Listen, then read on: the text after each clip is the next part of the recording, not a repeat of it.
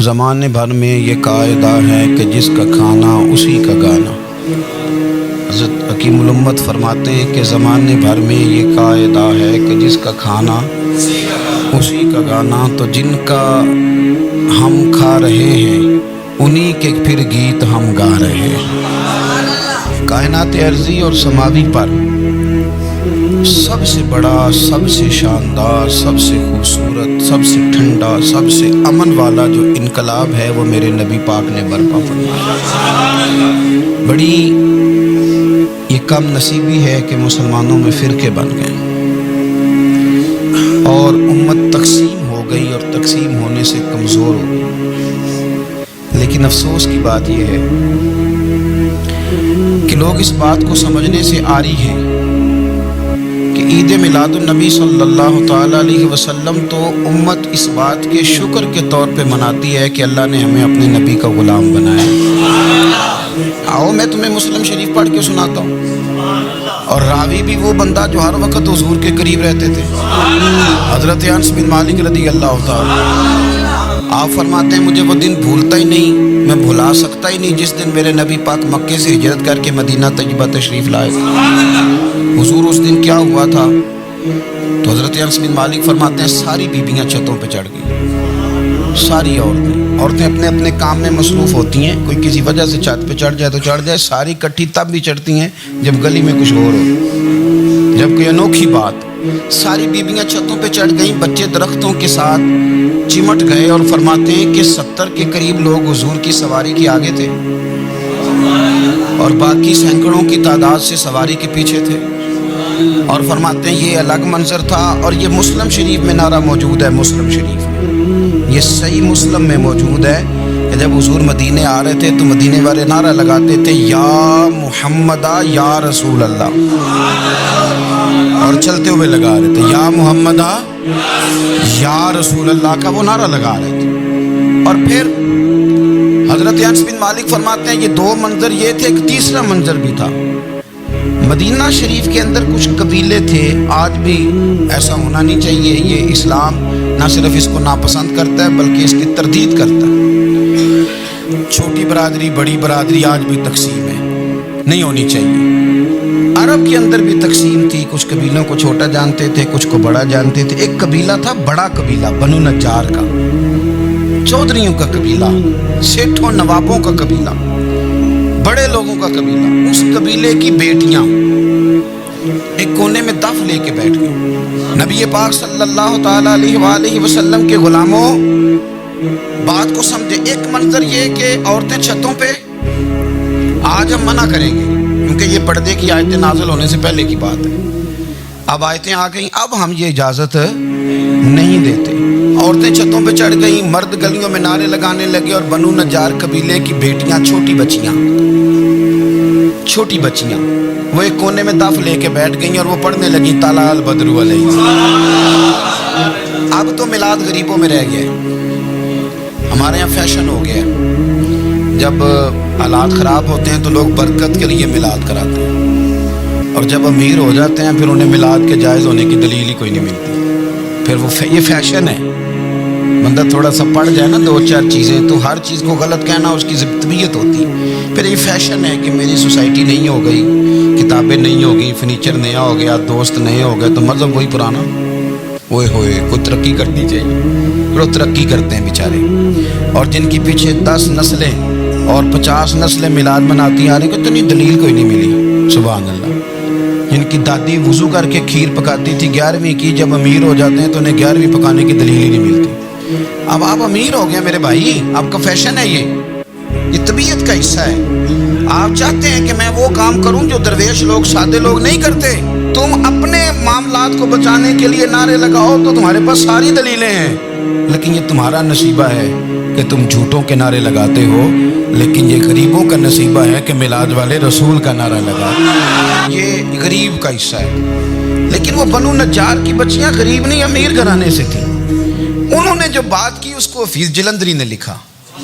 مرحوم کہنے لگے کہ وہ ننھی بچیاں، چھوٹی بچیاں تھیں، کہتے وہ ننھی بچیاں وہاں بیٹھ کر دف بجاتی تھیں اور رسول پاک کی جانب اشارے کر کے گاتی تھیں، लोगों से कहती थी कि ये को हमारा पेशा नहीं दफ बजाना, हम तो चौधरियों की बेटियां हैं, हम तो बड़े खानदान से हैं। वो नन्ही बच्चियां जो बैठकर वहां दफ बजाती थी, रसूल पाक की जानिब इशारे करके गाती थी और कहती थी हम हैं बच्चियां नज्जार के आली घराने की, खुशी है आमिना के लाल के तशरीफ लाने।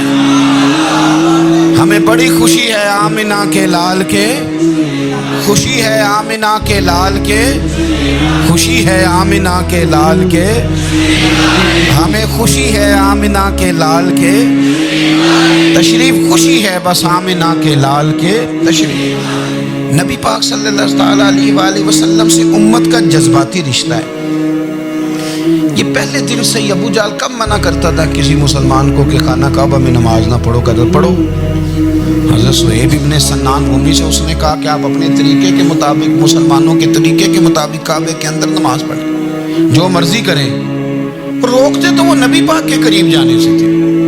वो मंडियों में बैठ जाते थे, हुजूर के करीब ना जाना, हुजूर के करीब ना जाना, हुजूर के करीब ना जाना। मेरी बात को आप समझे और हमेशा याद रखें, उम्मत का नबी पाक से जज्बाती रिश्ता, जज्बाती। ये जो रसूलुल्लाह की उम्मत है ये गुनाहगार हो सकती है पर अपने नबी की गद्दार नहीं होती। मैं आपको सही कह रहा हूँ। मेरे क्लीन शेव नौजवान के कान में आप जाके गए नबी पाक, चाहे उसने नमाज ना पढ़ी हो, चाहे उसने दाढ़ी ना रखी हो, आप हुजूर का नाम लें उसके रोंगटे खड़े हो जाते हैं, उसकी तबीयत, उसका दिल धक धक करता है, उसकी एक एक रूह से मोहम्मद मोहम्मद की आवाज़ें निकल। ये फैज़ है रसूल पाक का और ये करम है अल्लाह का इस उम्मत के साथ। अमीर मिल्लत पीर जमात अली शाह साहब मुहद्दिस अली पूरी फरमाते हैं, एक जगह हिंदुओं का जलसा था, हिंदू पंडित तकरीर कर रहा था, उसने नबी पाक सल्लल्लाहु अलैहि वसल्लम की शान में माज़ अल्लाह को बेअदबी कर दी। मुसलमान थे ही नहीं, एक मुसलमान था, वो मलंग नहीं होते दौरी डंडे वाले, उसके पर रंगीन डंडा था, वो कहीं दूर बैठा था, तो उसने सुन ली, स्पीकर चल रहा था, तो वो डंडा लेके तो स्टेज पे चढ़ आया। वो कहता मैंने पंडित के साथ में मारा एक ही है, पर मारा जरा सही करके। वो ढेर हो गया, लोगों ने गिरफ्तार कर लिया, जेल में चला गया। पीर साहब कहते हैं मैं मिलने गया, बंदे को बिस्मिल्लाह भी सीधी नहीं पढ़नी आती, सूरत इखलास भी ठीक नहीं आती, रब्बना आती ना दुआ नहीं कर सकता, मलंग है। मैं मिलने गया और मैंने कहा यार ना तू नमाज पढ़े, ना दाढ़ी रखे, ना तू मस्जिद जाए, पर तूने कमाल कर दी। तो कहते हैं पीर साहब छम छम रोया और पंजाबी में कहने लगा पीर साहब मैं गुनाहगार हाँ, पर अपने नबी दा गद्दार ते नहीं ना।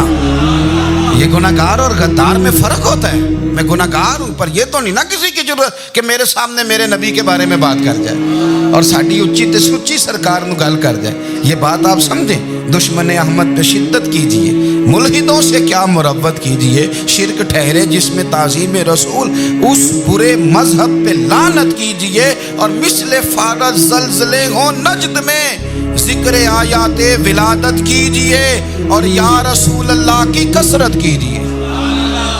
नबी पाक का प्यार उम्मत के लिए सरमाया हयात है। रसूल पाक के साथ उम्मत का वालेहाना रिश्ता है। नबी पाक के साथ वाले हजरत खुबैब को गिरफ्तार कर लिया मक्के वालों ने। उस वक़्त गुर्बत थी इस्लाम पर।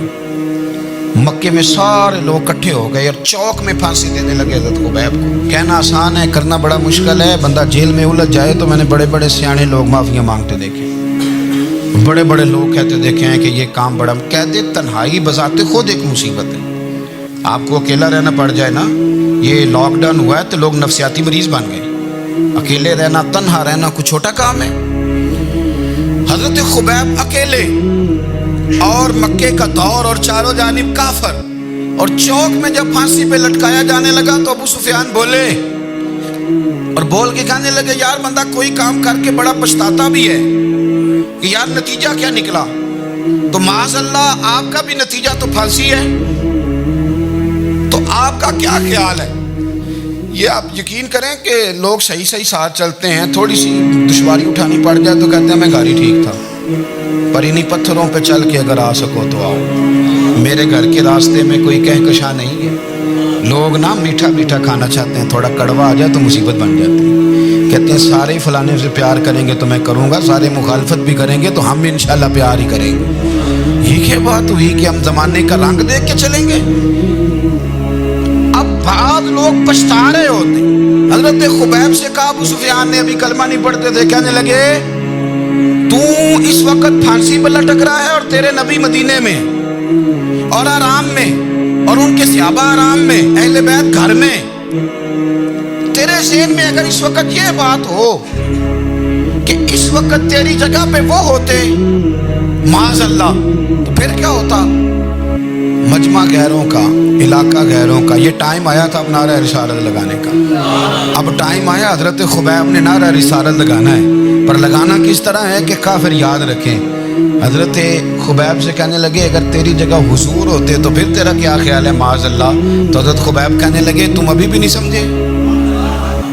ٹھیک ہے میں مکے میں اکیلا ہوں، سارے لوگ مدینے میں ہیں، پر میں پچھتا نہیں رہا، میں تو فخر کر رہا ہوں. میں فخر کر رہا ہوں اس لیے کہ چوری کر کے جان نہیں دے رہا، مدینے والے کی عزت پہ جان دے رہا ہوں. میں فخر کر رہا ہوں. فرمایا سن، تو کہتے ہیں تیری جگہ حضور ہوتے اور تم انہیں یہاں معاذ اللہ پھانسی پہ لٹکاتے. فرمایا سن، میں تو یہ بھی پسند نہیں کرتا کہ میں گھر میں بیٹھا ہوں اور میرے نبی کو ہلکا سا کانٹا بھی چبھ جائے. ہمارا اپنے نبی سے محبت کا رشتہ ہے، ایک کانٹا بھی حضور کے قدم مبارک میں چبھے ہمیں برداشت. مجمع ان کا تھا، نعرے لگ رہے تھے، ہم نے مسلمان پکڑ لیا. لیکن حضرت خبیب نے اکیلے، اللہ کرے آپ کو میری بات کی سمجھ آئے، اللہ کرے آپ کو سمجھ آئے، اکیلے جب پھانسی کے تختے کے قریب نعرہ لگایا نا کہ میں تو کانٹا بھی نہیں چبھنے دوں گا اپنے نبی کو، اب سارے ہار گئے. اب اس ایک جملے نے نا ان کو شکست خوردہ کر دی. اب بول کچھ نہیں سکتے تھے، گردنیں جھک گئی. اور جب سناٹا چھایا تو ابو سفیان ساتھ والے سے کہنے لگا باقی ساری باتیں اپنی جگہ پر ہیں، پر اصحاب محمد سے پیار تو بڑا ہی کرتے ہیں. اور وہ کچا رنگ للاری والا جڑا چڑھدا تے لیندا رہندا، اے عشق تیرے دا رنگ محمد چڑھ جائے پھر نہیں لیندا. کہا یار پیار تو یہ کرتے ہیں نا، اس میں کوئی شک والی بات؟ اس پیار سے کافر ڈرتا ہے. نبی پاک کے ساتھ جذباتی وابستگی، حضور کے ساتھ غلاموں کا جذباتی رشتہ، اور نبی پاک صلی اللہ تعالی علیہ وسلم کی آمد پر تشکر کے جذبات. امام راضی نے لکھا ہے کہ حضرت موسیٰ کلیم اللہ علیہ السلام نے تورات کی تختیوں کے اندر ایک امت کا ذکر پڑھا کہ جو امت گناہ کا ارادہ کرے گی تو گناہ لکھا نہیں جائے گا جب تک کر نہ لے، اور نیکی کا ارادہ کرے گی تو رب ان کی نیکی لکھ دے گا، اور جب وہ کر لے گی تو اللہ 10 گنا اجر عطا کرے گا. اور وہ ایسی امت ہوگی کہ جن کے چہرے قیامت کے دن نور کی طرح چمکیں گے، اور وہ امت ہوگی جن کی اللہ تعالیٰ زمین ساری پاک فرما دے گا، جہاں نماز پڑھیں گے نماز ہو جائے گی. یہ تذکرے پڑھ کے تو حضرت موسیٰ کلیم عرض کرنے لگے اللہ یہ امت میری بنا دے. تو رب کریم نے فرمایا کہ موسیٰ نہیں، یہ تو میرے محبوب کی امت ہے. فرمایا یہ تو میرے نبی پاک کی امت، حضور کی امت. اللہ اکبر. حضرت موسیٰ معمولی آدمی نہیں، وہ جلیل القدر پیغمبر ہے جن کا قرآن کے ہر سپارے میں تذکرہ ہے، کہیں واضح طور پہ کہیں اشارتاً، ہر پارے میں. اور حضرت موسیٰ اللہ کے وہ نبی ہیں جو رب سے ڈائریکٹ باتیں کریں کوہ طور. کہا اے موسیٰ یہ امت تو میرے نبی کی ہے. حضرت موسیٰ علیہ السلام عرض کرتے ہیں، امام راضی نے لکھا، کہتے ہیں اللہ پھر مجھے اپنی نبی کی امت میں شامل کر. او یار ہمیں لوگ کہتے ہیں میلاد نہ مناؤ، جس امت میں آنے کے لیے حضرت موسیٰ نے دعا مانگی، جس محبوب کی غلامی کے لیے، ہمیں تو دعا بھی کوئی نہیں مانگنی پڑی، اللہ نے فضل سے ہی مدینے والے کا غلام بنا دیا. تو ہم حضور کے تذکرے نہ کریں، ہم تشکر نہ کریں، ہم نبی پاک صلی اللہ تعالی وسلم کی نعت نہ پڑھیں، ہم حضور کے آنے پر جشن کا اظہار نہ کریں. ہر وہ جائز طریقہ جس سے اظہار خوشی ہو سکے وہ میلاد پہ کرنا چاہیے، اور اس کے لیے اسباب بنانے چاہیے. امت کا ایک جذباتی انداز ہونا چاہیے نبی پاک کے ساتھ، ایک وارفتگی، ایک ذوق، ایک طبیعت کے اندر وجدان. نعرہ مطلب اس طرح نہ ہو کہ بس چل رہا ہے کام. میں نہیں ہوں قائل، میں کہتا ہوں پہلے تو کوئی لگائے نا، اور پھر نعرہ جب لگتا تھا نا تو مسلمانوں کے یہاں نعرہ لگتا تھا تو بڑے بڑے لوگ کانپ جاتے تھے. صوفیاء نے لکھا ہے کہ حضرت عمر نے جب کلمہ پڑھا نا تو 39 بندے کلمہ پڑھتے تھے. تو نبی پاک نے رات کو دعا مانگی، اے اللہ عمر کو مسلمان کر کے اسلام کو عزت دے. حضرت عمر سویرے آ گئے، میں وہ تفصیل میں نہیں جاتا، بات لمبی. حضرت عمر جب آئے نا اور انہوں نے آتے جب کہا نا کہ میں کلمہ پڑھنے آیا ہوں، تو حضور اتنے راضی ہوئے کہ نبی پاک نے کہا اللہ اکبر. تو صحابہ نے نعرے لگائے اللہ اکبر اللہ اکبر، یعنی 40 لوگ مسلمان ہوئے تو نعرے لگے ہمارے صوفیاء کہتے ہیں حضرت عمر کے آنے پر جب نعرے لگے تو بتاؤ کہ وہ تو نعرہ تکبیر لگا، نعرہ رسالت کیوں نہیں لگا؟ تو کہتے ہیں گویا ہمیں حضور نے یہ سمجھایا ہے، حضور کے اشاروں نے سمجھایا ہے کہ میں اب اپنے نعرے خود تو نہیں نہ لگاؤں گا، میں نے تو اللہ اکبر کہہ دیا، عمر آ گیا ہے میرے نعرے لگاتا رہے گا، نعرے لگیں گے۔ حضرت عمر نے پہلے دن ہی کہا کہ حضور آپ سچے رسول ہیں تو چھپ چھپ کے نماز کیوں پڑھیں؟ شروع ہو گئے نعرے، حضور آپ سچے ہیں تو چھپ چھپ کے نماز کا کیا مانا ہو؟ تو حضور نے فرمایا تیرا کیا ارادہ ہے؟ کہ حضور سارے نہیں، ایک میں ایک امیر حمزہ، ایک لائن کے آگے وہ لگ جائے، ایک کے آگے میں لگ جاؤں، اور باقی مسلمان جتنے ہیں کل 40 تھے، پیچھے 18 19 بچیں گے، تو ایک لائن میں وہ ہو جائیں، ایک میں آگے، ایک میں امیر حمزہ ہو، ایک میں ہوں، تو دیکھ لیتے ہیں یہ ہمیں نماز کیسے نہیں پڑھنے دیتے۔ ہاں دیکھ لیتے ہیں، آئے نا میدان میں، ادھر آ ستمگر ہنر آزمائیں تو تیر آزما ہم جگر آزمائیں، اور غلامان محمد جان دینے سے نہیں ڈرتے، یہ سر کٹ جائے یا رہ جائے کچھ پرواہ نہیں کرتے۔ فرمایا بھی پتہ چل جاتا ہے، ایک لائن میں حضرت امیر حمزہ ہو گئے، ایک میں حضرت عمر ہو گئے۔ پہلے یہ مارتے تھے جو حرم شریف میں مسلمانوں کے طریقے پہ نماز پڑھتا تھا، یہ جلوسوں کی بڑی برکت ہے، اندر بیٹھے رہے نا چپ کر کے، نکل جائیں تو پتہ کچھ بھی نہیں چلتا۔ جب نکلتے ہیں لوگ کہتے ہیں جلوس کیا معنی ہے، تو میں بتاتا ہوں نا جلوس کا معنی کیا ہے۔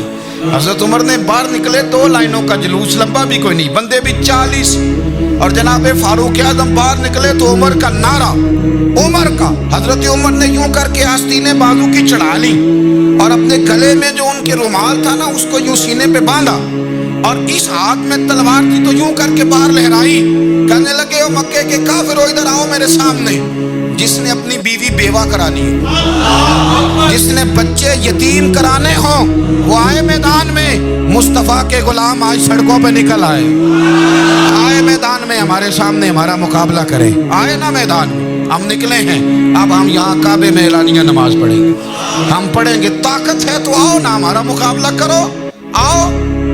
کفر بذات خود بہت بڑا جھوٹ ہے، اور جھوٹ کے پیر بس 2 بندے نکلے تلواریں لے کے آگے تو پھر حضرت عمر نے اعلانیہ نماز پڑھوائی خانہ کعبہ۔ تو میرے بھائی رسول اللہ صلی اللہ علیہ وسلم کے غلام تو جب نعرہ لگاتے تھے تو ہو ہی کمال جاتا تھا۔ پھر بریلی کے امام بولے، کہنے لگے پیش حق مجدہ شفاعت کا سناتے جائیں، حضور قیامت کے دن آگے آگے نا ہمارے آگے آگے خوشخبری دیں گے، کہیں گے تم فکر نہ کرو، آ جاؤ میں تمہیں بخشواتا ہوں، میں تمہاری سفارش، آ جاؤ پیچھے پیچھے۔ حضور نہ پیش حق مجدہ شفاعت کا سناتے جائیں گے۔ یقین کریں بریلی کے امام کو بھی بڑا ہی رنگ آتا ہے بیان کرنے کا، کہنے لگے آپ روتے جائیں گے، اللہ کو منانا ہے نا حضور نے، کہتے ہیں پیش حق مجدہ شفاعت کا سناتے جائیں گے، آپ روتے جائیں گے پر ہم کو ہنساتے جائیں گے، باغ جنت میں محمد مسکراتے جائیں گے، پھول رحمت کے گریں گے ہم اٹھاتے جائیں گے، اور حشر میں ہوگا ہمارا داخلہ اس شان سے ہم یا رسول اللہ کا نعرہ لگاتے جائیں، ہم یا رسول اللہ کا نعرہ۔ امام راضی کہتے ہیں حضور نے ایک رکا پکڑا چھوٹا سا، ایک بندے کو لوگ دوزخ میں لے کے جا رہے ہیں۔ اچھا مجھے ایک بات بتاؤ، فیصلہ پہلے ہو گیا ہے، اللہ کے سامنے ہوا ہے، اور فیصلہ ہو گیا اور طے ہو گیا کہ دوزخ میں جانا ہے، وہ قریب پہنچ گئے دوزخ کے، تو حضور نے دیکھ لیا، اور بتایا کس نے؟ حضرت آدم نے۔ حضرت آدم کہنے لگے حضور وہ آپ کے غلام کو دوزخ میں لے جا رہے ہیں۔ نبی پاک آگے گئے، کیا پڑھتے ہیں ہمارے بھائی؟ حضور نے مجھے ان سے چھڑا کے چھوڑ دیا۔ نبی پاک صلی اللہ علیہ وسلم آگے گئے، ادھر آؤ، کہاں لے کے جا رہے ہو؟ اللہ کے سامنے فیصلہ ہوا ہے نا، فرشتوں نے کیا ہے نا، فرشتے کو کسی سے بددیانتی تو نہیں نہ کرتے، فرشتوں نے جو کیا ٹھیک کیا ہے نا، کیوں لے کے جا رہے ہو؟ سونے گناہ زیادہ ہیں، نیکیاں تھوڑی ہیں، فرمایا میرے سامنے تولو۔ کسی فرشتے نے نہیں کہا کہ سونے ہم معاذ اللہ ہم کو بے ایمان ہے، ہماری کوئی سے زد چل ساڈا کو بننا سان جائے دے نال، بھائی میرا مطلب ہے صحیح تولا ہے، فیصلہ ہے، دوبارہ تولو۔ گویا رب بھی فرماتا ہے جیسے میرا محبوب کہتا ہے ویسے ہی کرو، اور کوئی نہیں دوبارہ تول لو، کوئی حرج نہیں، تولو نہ دوبارہ۔ فرشتے دوبارہ آئیں گے، انہوں نے دوبارہ تولا، ایک پلڑے میں نیکیاں ایک پلڑے میں گناہ۔ اب وہ گناہ پھر زیادہ نکلے تو نبی پاک نے نا جیب سے اتنا سا رکا نکالا، रुके का भी कोई वजन होता है? वो हुजूर ने नेकियों के पल्ले में रख दिया, नेकियां बढ़ गई, फरिश्ते भी चुप कर गए। चलो भाई जन्नत में। मेरी तरह का था ना पता सारा सरदार ने की थी, पता तो था ना उसे, मन आनम के मन दानम, तो सीधा हुजूर के कदमों से जा लगा, कहने लगा सोने मैं तो सारी जिंदगी गुनाह करता रहा, ये कौन सी नेकी है? तो हुजूर फरमाने लगे चुप कर, जन्नत का दरवाजा खुल गया, तू जा जन्नत में। हुजूर रुके में क्या है? फरमाया तूने एक दिन दरूद व सलाम नहीं पढ़ा था, और मैंने तेरा संभाल के रखा हुआ तेरा दरूद शरीफ, वो नारे रिसालत नहीं तूने लगाए थे, वो तो खोल के मेरे तज़किरे मैंने तेरा संभाल लिया। दोज़ख में मैं तो क्या मेरा साया ना जाए, क्योंकि रसूल पाक से देखा ना जाए, मेरे रसूल पाक। और मेरी बात सुनो, मैं भी आपको खाना नहीं खिलाता, लंगर मेरे संगी खिलाते, मेरे दोस्त आपको खाना पेश करते हैं। हर जगह आप जाते हैं तो वहाँ कुछ लोगों की ड्यूटी होती है, लेकिन तिरमिज़ी शरीफ सियासता की हदीस है, हज़रत अनस ने पूछा था हुजूर क़यामत में कहाँ मिलेंगे? फरमाया हौज़े कौसर पे। हुजूर वहाँ अंस पानी पिलाएंगे कि बिलाल पिलाएंगे कि सुहेब पिलाएंगे? फरमाया नहीं, उम्मत प्यासी आएगी तो मैं अपने दस्ते मुबारक से पानी पिलाऊं। हुजूर वहाँ ना मिले तो फरमाया पुल सिरात पे आना, उम्मत गुजरेगी तो मैं रब्बे सल्लीम की दुआएं करूँगा। तो आला हज़रत फरमाते हैं जब हुजूर दुआ कर रहे हैं तो डरने की ज़रूरत क्या है? खुदा की रज़ा चाहते हैं दो आलम, खुदा चाहता है रज़ाए मोहम्मद, रज़ा अब पुल से वजद करते गुजरी कि है रब्बे सल्लिम दुआए मोहम्मद सल्लल्लाहु। तो हुजूर वहाँ मुलाकात ना हुई तो फिर इस हदीस को भी ये हदीस मजबूत कर देगी।